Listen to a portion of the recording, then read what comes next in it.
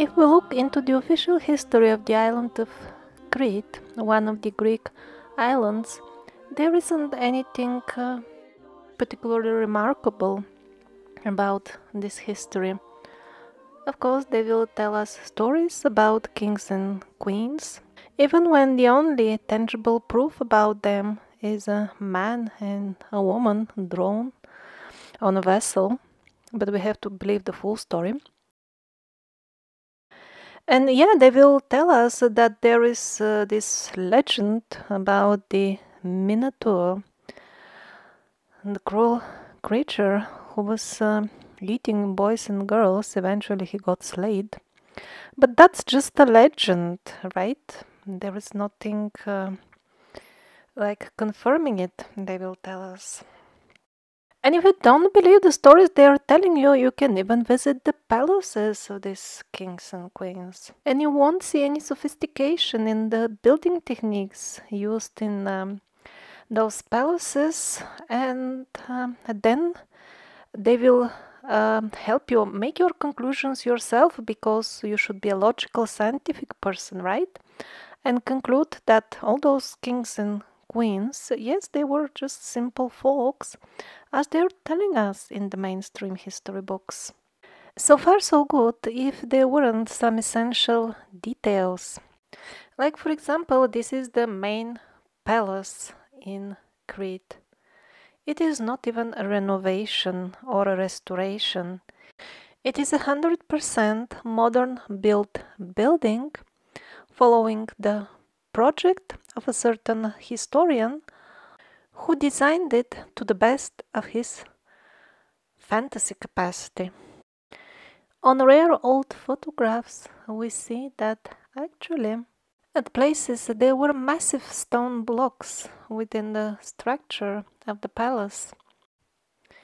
But those massive stone blocks are only in the spotlight in older archaeology books like those from the last century.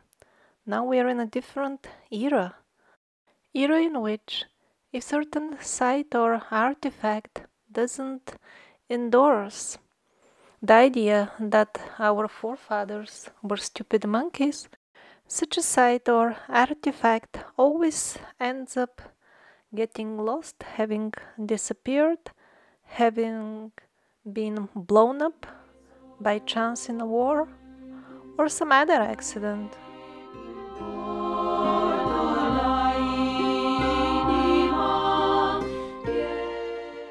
And so they built this modern palace for the tourists, really the way real monkeys would make it, from rough stone, often undressed, and of course very small. The bigger stones that they were not suitable for monkeys, and also they were at the basis of things, while they're telling us that the monkeys were getting smarter and smarter. So how come the smarter stuff is on the bottom, always in the historic layers? That's wrong. So that's why they had to make a new palace.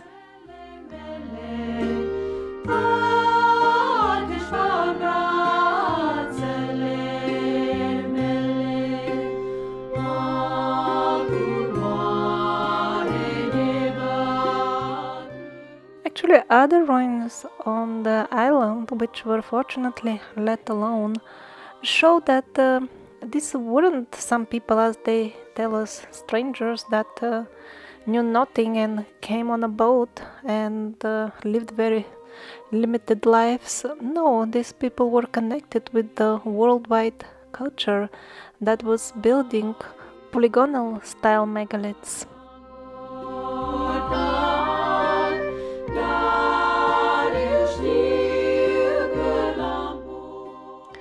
They also used the symbol of the swastika, the worldwide symbol of prosperity and luck, which until not so long ago had a completely different meaning than the one we are brainwashed to attach to it.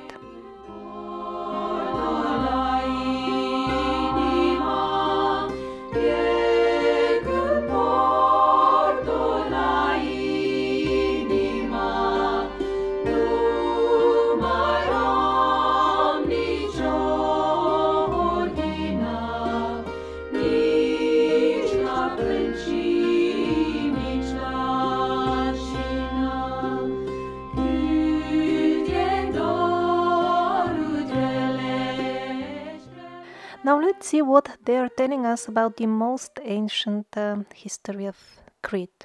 Of course, we hear those standard refrains. It got populated in Neolithic time. They're also telling us in the beginning few people came with a boat.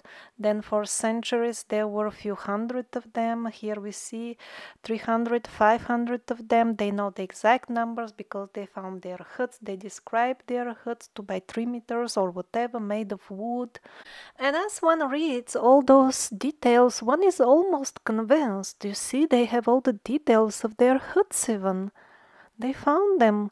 And so people believe the full story that these hut dwellers were the only dwellers in Neolithic times and before.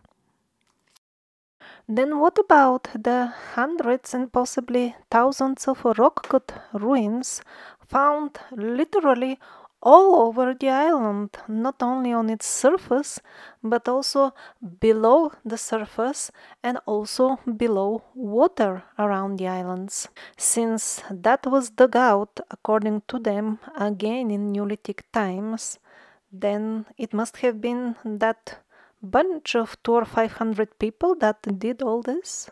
Well, to avoid such uncomfortable questions, the mainstream historians who deal with Crete use the same proven effective tricks as their colleagues in Asia and Europe. The rock-cut ruins are left unattended, nameless, unstudied, unprotected, out there without inventory or any tracking on or concern of any type. So as if they don't exist, of course.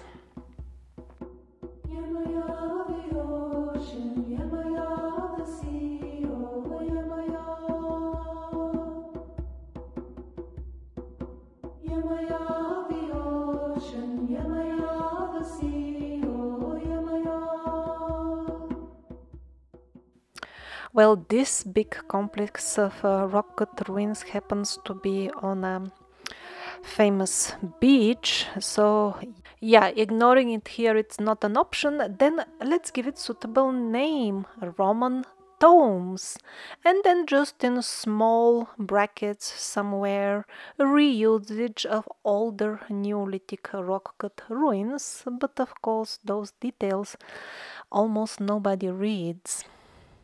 So for the penguins, they found it quite difficult to explain the underground structures. They stretch for kilometers. The ceiling sometimes is very high, 10 meters. Sometimes it looks like quartz, sometimes like something else. It is huge, multi-leveled shafts reaching very, very deep. Dozens and dozens of meters in the ground. Yeah, whom to blame for all this? Is it again those 200 Neolithic people? No, so here the solution is different. Namely, declare it a mystery, nobody knows, there is no official dating, and then seal down or demolish with dynamite the most interesting parts of it. And as usual, exclude the full thing from any historic brochures so that the people can go to the right place, the modern palace. And not only the network of underground tunnels and holes is so extensive, it even continues underwater. This also doesn't fit well the mainstream stories because they're convincing us that the maximum of these rock-cut ruins should be some couple of thousand years old, so the water levels couldn't have risen so much. How to solve this problem is actually it is prohibited to dive at places where underground ruins are found. But luckily, the local people are still allowed to fish in those waters, so one of them is telling us what he has seen underwater. This local man, Panayotis, tells us that he has seen some 200 meters long wall, some 2.5 meters thick, also fallen granite columns, and some 3-meter high gates, entrances into tunnels carved into the solid bedrock, which then go on for hundreds of meters before they disappear in the abyss. He was kind of left with the impression that they're in the direction of the neighborhood small islands. Possibly they were kind of a network that was connecting all islands. This is not at all unlikely, since we have already found tunnels connecting England with Istanbul. Then it wouldn't be at all surprising if we have underground tunnels connecting everything locally as well. Needless to say, all these underwater ruins are not getting any attention at all. They are not being studied or examined, and this is again not at all a surprise, because this is the fate of all such underground ruins which are found in the region of the Mediterranean in dozens. So who actually built all these rock-cut ruins? Well, I have covered them extensively in many previous videos on my channel. I call the civilization which built them, at least initially, because they were reused by many subsequent layers of culture which can be observed in them, but originally I attribute them to the civilization I call the civilization of Egil, named after the fabulous Egil castles found in the Diyarbakir region of Turkey, very near to the border of Syria. The Egil ruins consist of thousands of kilometers of well-engineered network of underground tunnels and many thousands of all kinds of rock-cut premises. They all have a unique outside and inside architectural style, which is same everywhere and is the main proof that this was a single civilization. The engineering knowledge required to build all this network is far beyond that of the Neolithic men that we have seen on the pages of our history textbooks. And apparently they might have had an uniform intercontinental system of road signs, so to say, because triangles exactly like this, of this size, are to be seen in Spain, Malta, and probably Italy, also pointing to rock-cut ruins. This style of rock-cut chambers is also very popular in Italy. Over there they call them Etruscan rock-cut domes. What you see now is their duplicate in Crete.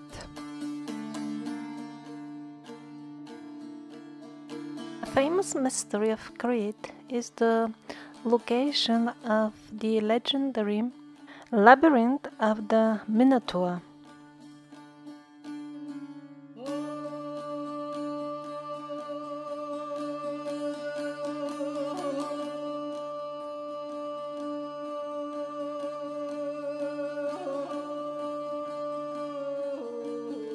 Actually, the exact location is unknown, not because it got lost and forgotten with time.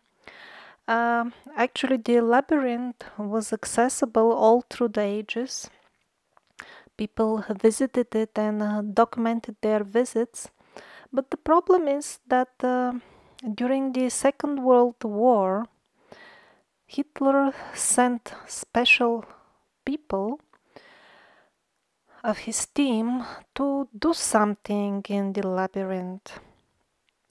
And when they finished doing whatever they were doing, they made the load of 30 trucks full of dynamite to explode at the entry of the labyrinth. And the hill that you see now at the background is the result of this explosion.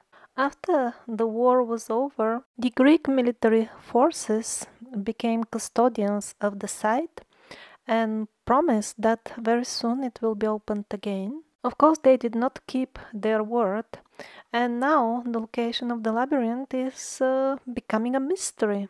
Because this network of underground tunnels and holes is so vast in Crete that now people are confused which one exactly is the labyrinth. Some parts of this labyrinth are open to the public. For example, some of them are labeled as Roman water cisterns to put them somewhere in history. But again, in small brackets, you read somewhere actually it was for the cisterns, older rock cut ruins were adapted. Well, even people who don't even doubt the mainstream history and visit the alleged cisterns don't find them so much cistern looking, but anyhow. So, since nobody is maintaining this underground system of tunnels, gradually it falls apart. For example, there is a strong earthquake, a passage or an entry gets blocked by the falling stones, and then it is overgrown by vegetation and it is lost. At least it is lost in terms of the knowledge available for the public domain, practically for us.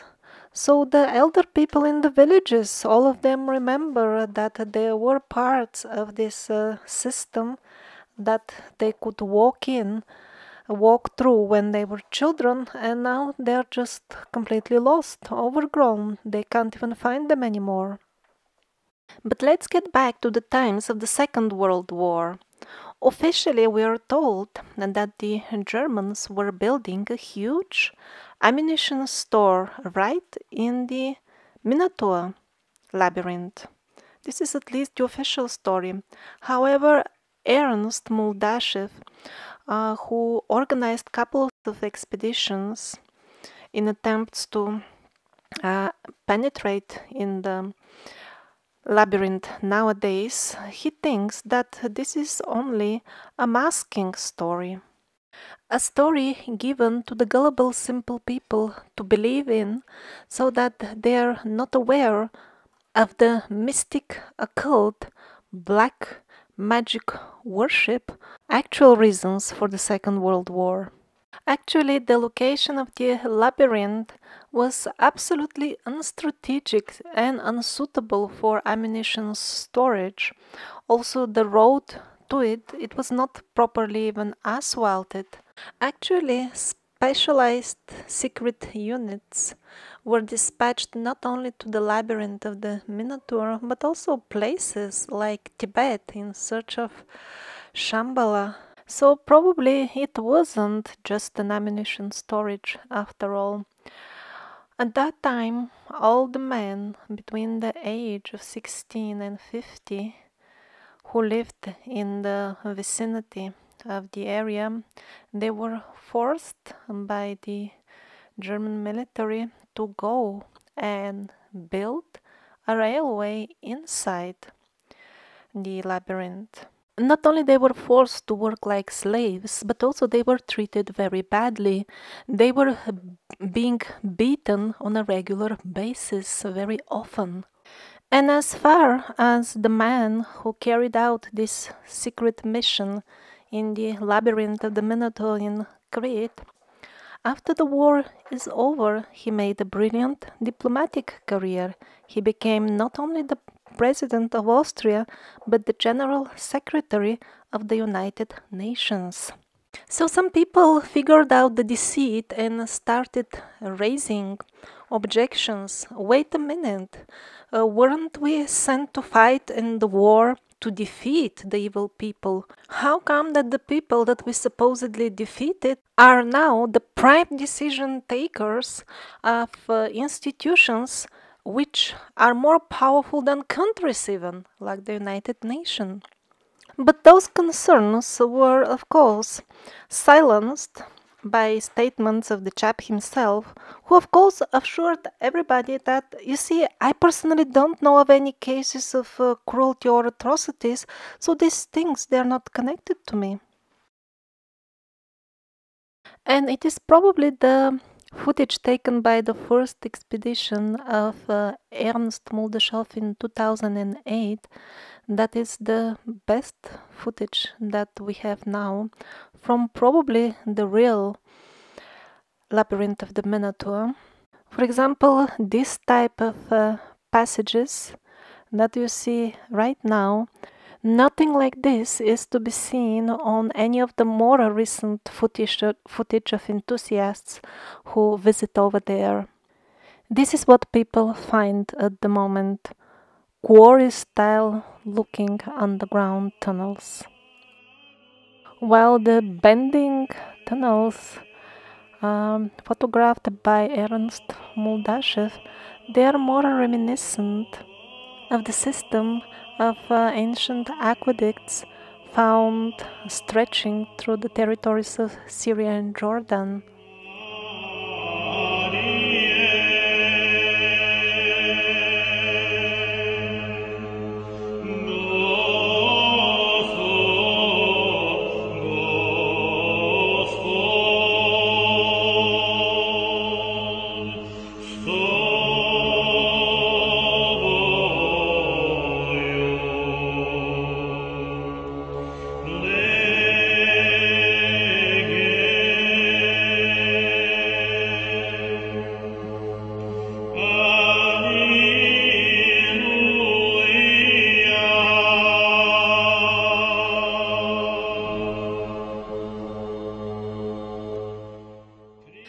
So the way Ernst Muldashev describes it, there were these endless corridors. As you can see, they were using thread so that they don't get lost. So there was this endless network of corridors of this type, and time to time, on the way, they would encounter a hole with plastered columns in it. That description perfectly matches also the historic descriptions of the people who visited in antiquity and wrote about it. They also describe two types of chambers within the labyrinth. One is endless corridors, and the other are halls with columns painted in different colors, like one color for each hall.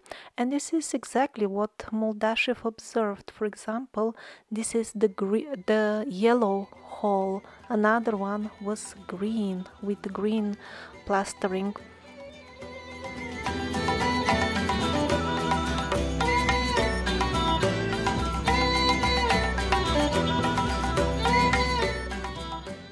They also claim to have noticed another top floor through the hole of the ceiling of the current one. So how come Muldashev could visit chambers that are not accessible right now? Well, first of all, he did the right thing. He spent a lot of time there when he couldn't find an official entry, and he also saw signs that there is some sort of official local infrastructure hiding information and actually preventing access. He turned to local shamans who actually did a ritual for him and assured him that he will eventually reach there. And they also made spells for protection. He said they would need that because it's not safe to go in the labyrinth just like this for laymen. And it seems that they were right after all, because the full group of Muldashev, they reported really strange occurrences while they were in the labyrinth. First of all electronic devices started behaving strange. Some of their lights simply refused functioning while they were inside. And also all the members, they reported just experiencing severe depression just by entering while they were inside. So what happened after that is that by so-called chance, they met a villager who knew that after a recent earthquake, a new entry has opened in the labyrinth, like fresh. So that's why they could enter to start with. Now, during their first expedition, they couldn't reach the end, they couldn't explore the full tunnel.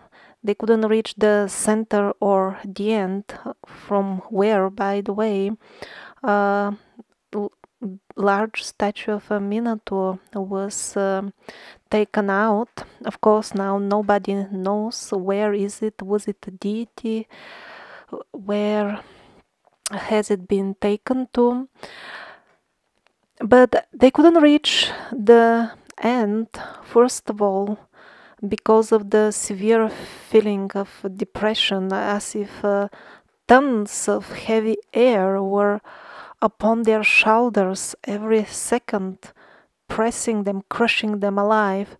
And also they ran out of thread. That's on the very first day they went in, and after that it was just so oppressive that they didn't go any further. When they returned to Russia in a few months, they finally felt brave enough to return and explore the rest of the labyrinth. When they returned to the spot, they found out that very near after the same entry, the tunnel is now closed. There was a wall consisting of 5 huge boulders. On them there were clearly visible marks, very fresh, of modern stone cutting tools. Well, the interesting thing here is that actually those boulders were larger than the tunnel at the end of which they stood, so they couldn't have been put there, inserted from outside. It means there is technology for cutting stone inside. Well, that's barely a surprise because there is tons of evidence that there is a lot going in the underground portions of our planet. It is just we on the top that we live in total hypnosis of the mass media, and that's why we voluntarily agree to live in such remarkable ignorance, totally ignorant of the massive projects that are going on literally beneath our feet. So, altered states of consciousness seem to be connected with the labyrinth of the Minotaur in Crete, and not only when one is inside. Apparently, in the area, it is quite common that ordinary people who have nothing to do with all this enter spontaneously into altered state of consciousness of which they know nothing. For example, the man on the left is owner of a small building company, and he shared with Moldashev his own such experience. So it kind of looks hopeless, like a vicious circle. The interesting sites and artifacts are hidden. How are we gonna find the real history? And indeed, the situation will remain absolutely hopeless until people as a whole don't turn their attention into the altered states of consciousness. Not only because traditionally it was the shamans who were the keepers of the history, also because this is the way to access information from the past. This is the right way, through states of trance.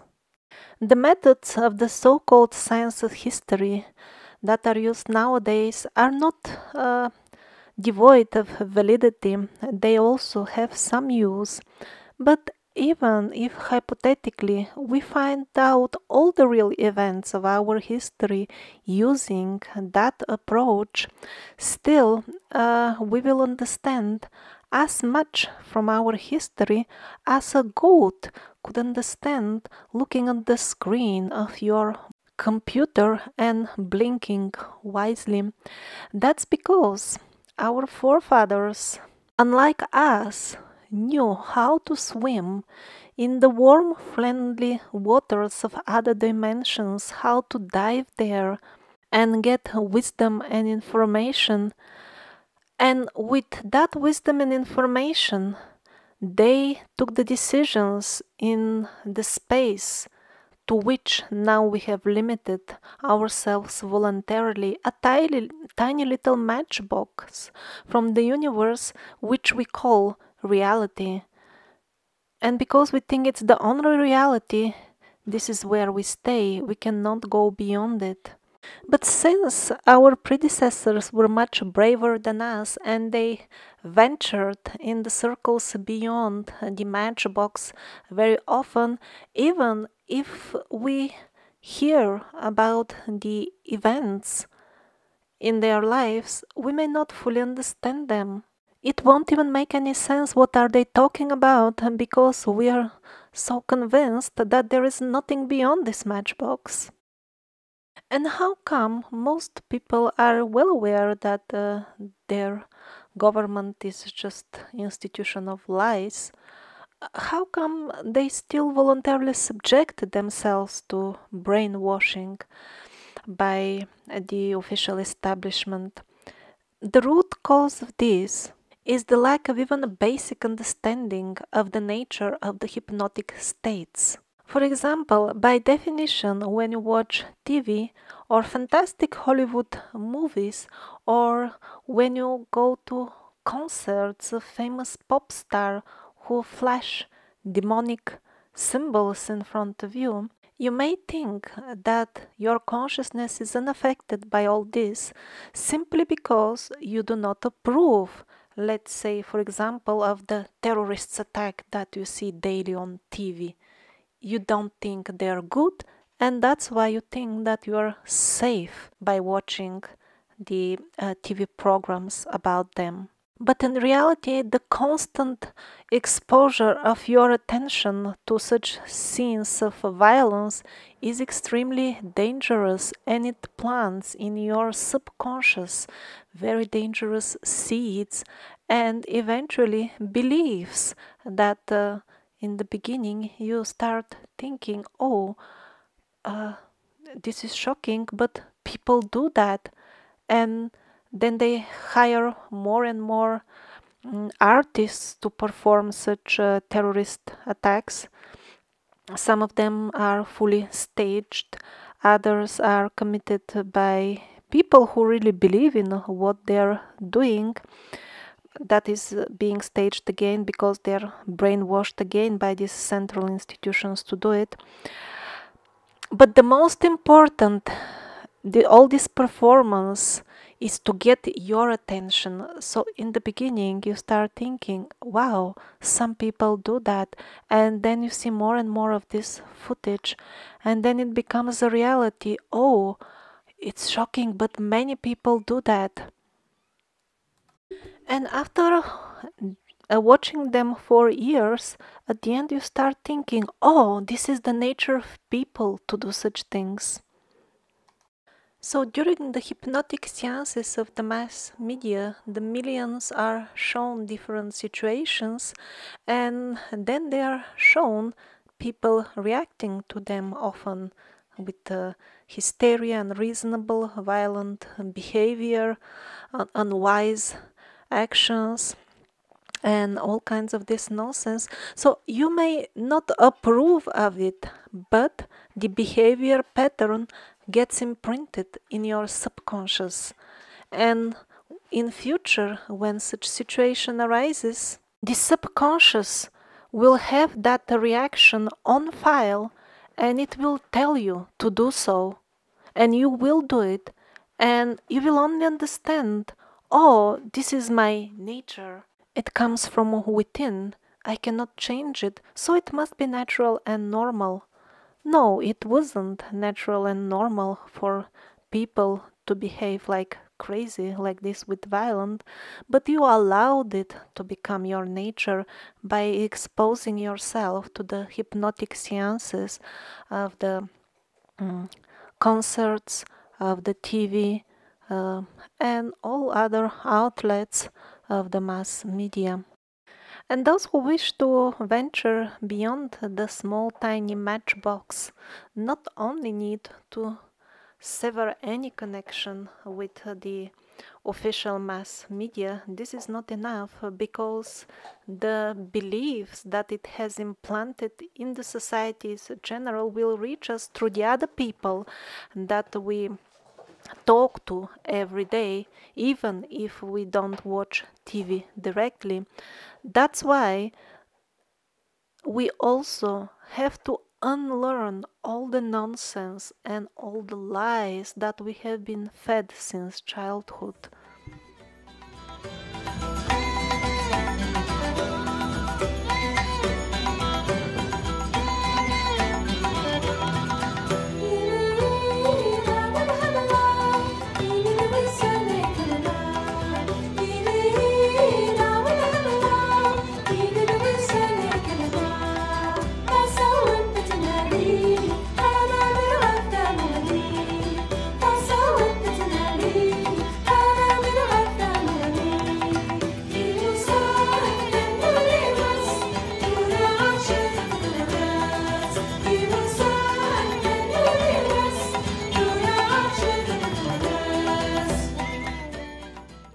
And by the way, the beautiful music in this video is courtesy of the music group called Libana. You can listen to all these songs, the link is in the description of this video. And it is not by chance that you will not hear such traditional music in the top charts of the modern music rating nowadays. Such ratings are nothing else but a clever way of influencing the fashion and the public taste. Who appears on the top is not really decided by the people, but is very subtly influenced by the advertising industry. The top spots are almost exclusively reserved for the type of music which, in scientific conditions, when tests were performed, for example, how music influences plants, that type of music that is now on the top of the charts, it kills plants, and the gentle old music with literally uplifting vibrations, you don't see it on the top. Literally uplifting, I mean vibrations that during the scientific tests have shown that it makes the plants be healthier, grow faster, give more fruit, more fragrant, bigger flowers, and so on. The heavy, aggressive music that we are constantly exposed to, usually it makes the plants sick and weak. Most likely it has the same effect on us. And of course there are exceptions, like for example Michael Jackson. Apparently his spirit was strong. Look at one of his songs towards the end, Earth. It's called Earth. In the song he clearly reminds us that we are on a self-destructive path, and also he tells us you don't have to be, you can simply stop doing it. Well, no wonder that after he took this path, he's not around anymore.